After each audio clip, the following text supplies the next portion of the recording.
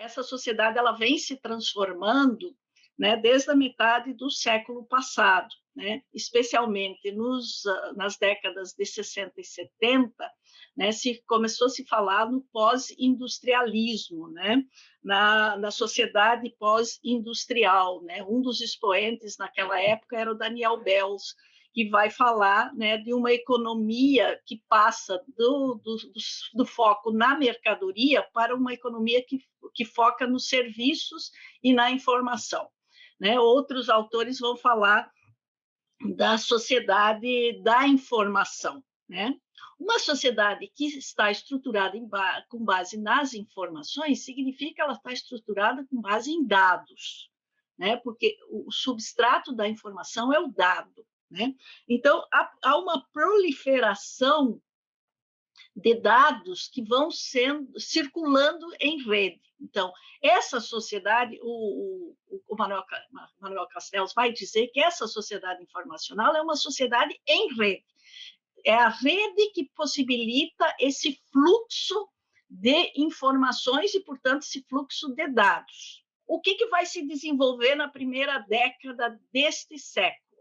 É um conjunto de tecnologias que vão possibilitar lidar com os dados. Essas tecnologias são tecnologias de Big Data, são tecnologias de inteligência artificial, são tecnologias da Internet das Coisas, são a tecnologia de aprendizagem de máquina, são tecnologias de robótica, né? São tecnologias que vão dar conta de lidar com esse volume de dados. É aí que surgem os chamados algoritmos, né?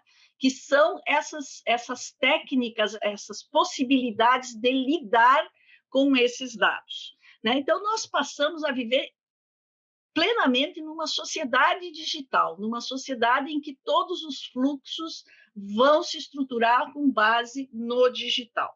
O que nós vamos encontrar? Nós vamos encontrar um fenômeno chamado dataficação. É um fenômeno que vai transformar todos os movimentos sociais, todas as nossas ações em rede, todos os nossos percursos em redes em dados, tecnologias que vão ser passíveis de levar a uma nova fase de organização do sistema produtivo, que é mais não com base da mercadoria, lá do sistema industrial, nem com base na informação, que ainda estava desorganizada, mas agora com base num dado organizado. E aí, quem é que organiza isso? Como é, em que estrutura esses dados são organizados? São nas chamadas plataformas. Então, as plataformas são sistemas tecnológicos organizados para justamente capturar os dados, gravar os dados, analisar os dados, tratar os dados, fazer a limpeza dos dados, recolher dali aquilo que interessa. Interessa a quem? Interessa ao sistema, interessa ao modelo econômico, interessa ao capital, né? E aí vender esses dados a quem interessa utilizá-los para gerar recursos, para gerar lucros. Os nossos dados, né, e nós mesmos, por conseguinte, porque todos os nossos dados dizem respeito a nós mesmos, passam a ser mercadorias passíveis de serem vendidas e comercializadas no mercado.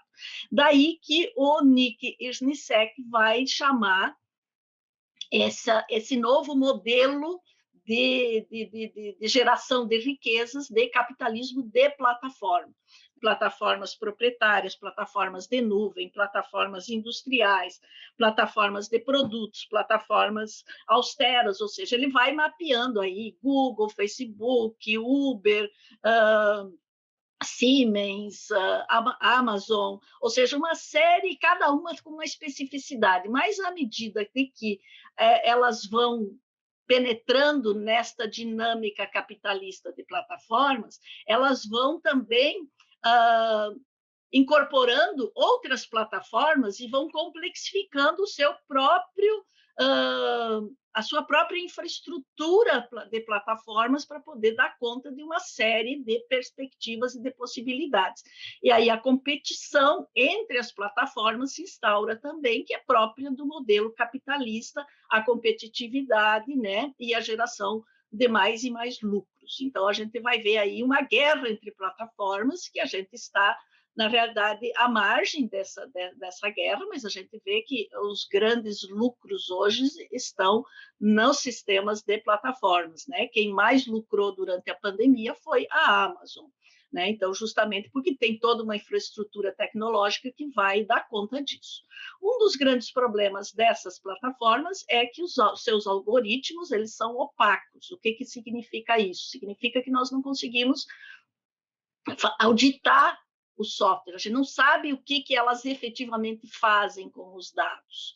Né? Isso está registrado sob patente, sobre direitos autorais, e eles manipulam os nossos dados de acordo com seus interesses. Né? Então, essa é uma questão que vai extrapolar o próprio capitalismo, ela vai adentrar a própria dinâmica do social. Então, todas as nossas os nossos fazeres estão embasados em plataformas. Então, se a gente precisa pedir uma comida, se a gente precisa se deslocar na cidade, se a gente precisa fazer uma aula, se a gente precisa fazer uma reunião de trabalho, a gente está sempre na mão das plataformas. Por isso, também outros autores, como a Josie Van Dyke, vai chamar de sociedade de plataforma, não só capitalismo de plataforma, mas também sociedade de plataforma. Nós vivemos numa sociedade que está organizada hoje em torno das plataformas, né? Especialmente no contexto pandêmico, isso se tornou muito e muito presente no nosso cotidiano, e a gente, às vezes, fica pensando que a gente não consegue sobreviver sem as plataformas. Né? Então, esse é um contexto que nós nos encontramos hoje, né? E aí a Shoshana Zuboff vai alertar justamente, vai chamar isso de capitalismo de vigilância, porque, na realidade, né, quanto mais dependentes nós nos tornamos, mais nós somos monitorados, mais nós somos vigiados, mais nós somos conduzidos, né? Nós vamos ser condicionados, né, ao uso, e vamos receber influências. Esses algoritmos vão nos dar direcionamentos, vão nos conduzir a determinadas ideias e determinadas possibilidades que é do interesse do próprio capital. Então, nós vamos estar aí, de certa forma, à mercê destas plataformas. Daí também a estratégia de oferta gratuita do uso das plataformas. Por quê? Porque o lucro não vem da venda do serviço, o lucro vem dos usos que fazem dos dados. Né? Então, por isso que vai acontecer um boom na educação, por exemplo.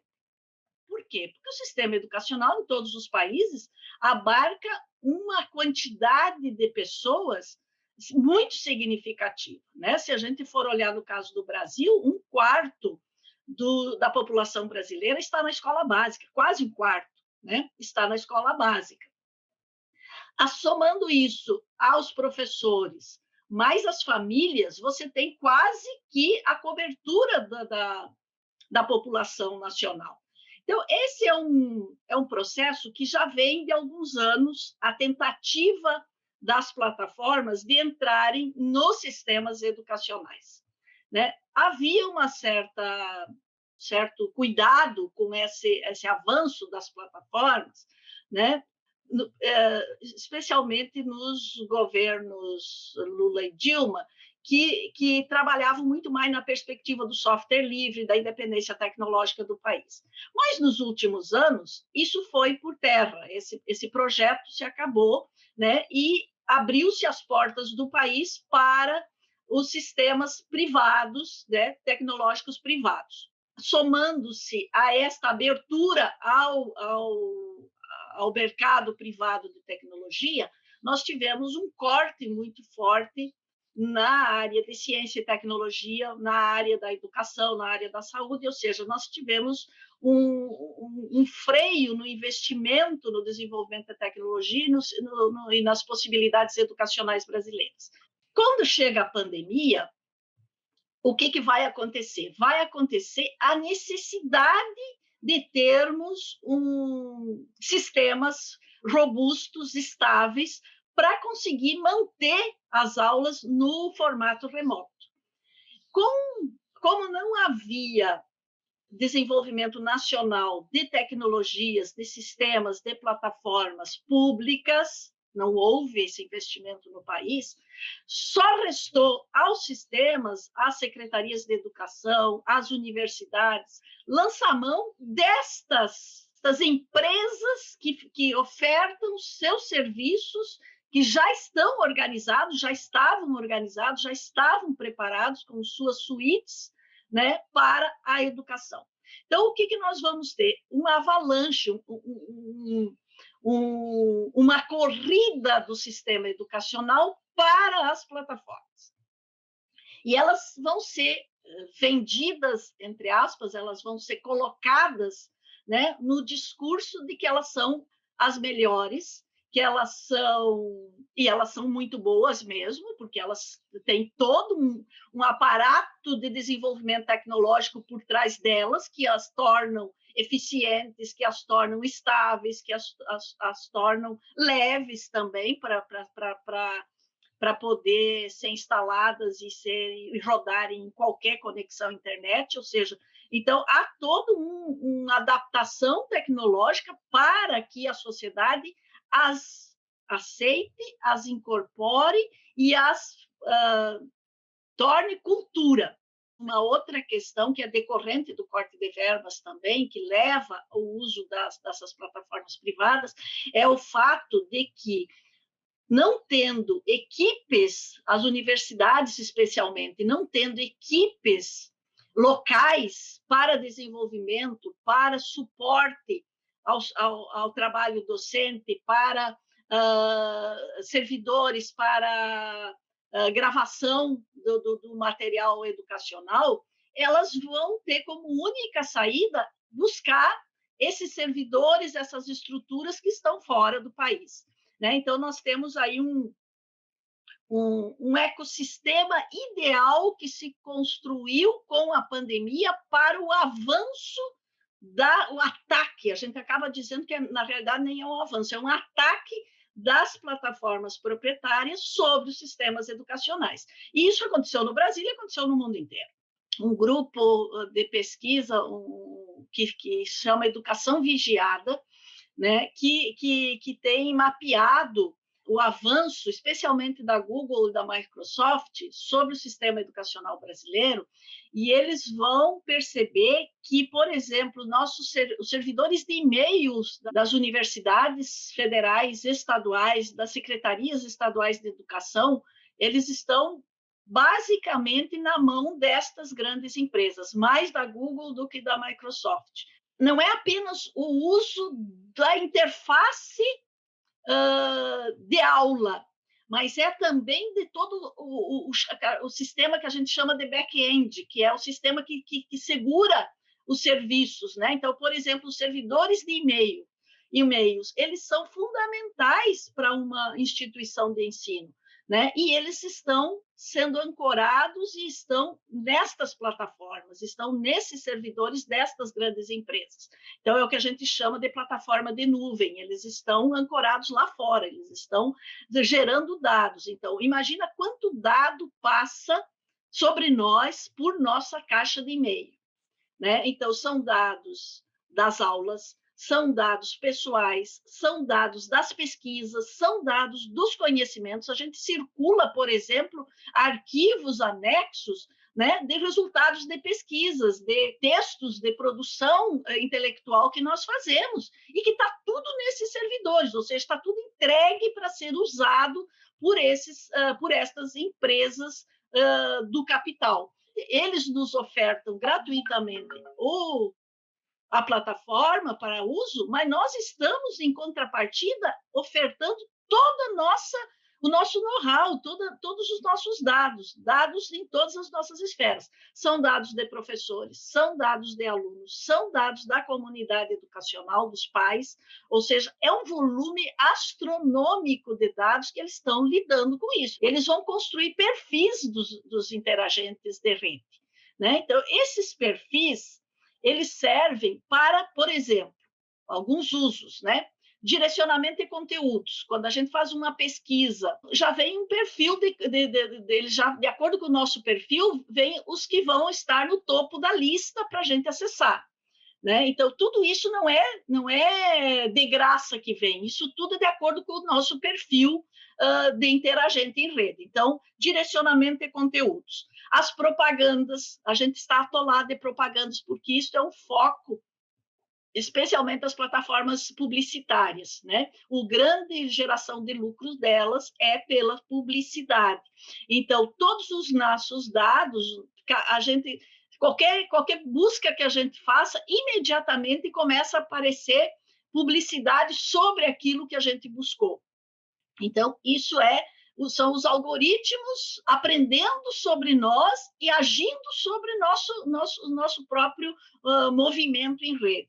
Então, o sistema educacional entra nesse bojo também, né? Não é apenas uma questão da prática pedagógica, é uma questão de formar mentes e formar cidadãos que estão de acordo com um ideário neoliberal, de acordo com o ideário daqueles que estão no poder. Todo esse direcionamento de conteúdos de acordo com os interesses de quem paga mais. Né? Então, esses nossos dados são vendidos, né, para grupos que têm interesse em nos direcionar nossas ideias, influenciar nosso comportamento, manipular nosso posicionamento, nossas tendências, nossa própria cultura. Por isso que a gente fala que a gente vive também numa sociedade, num capitalismo de vigilância. Vigiam para conduzir, para condicionar, para influenciar nossos comportamentos.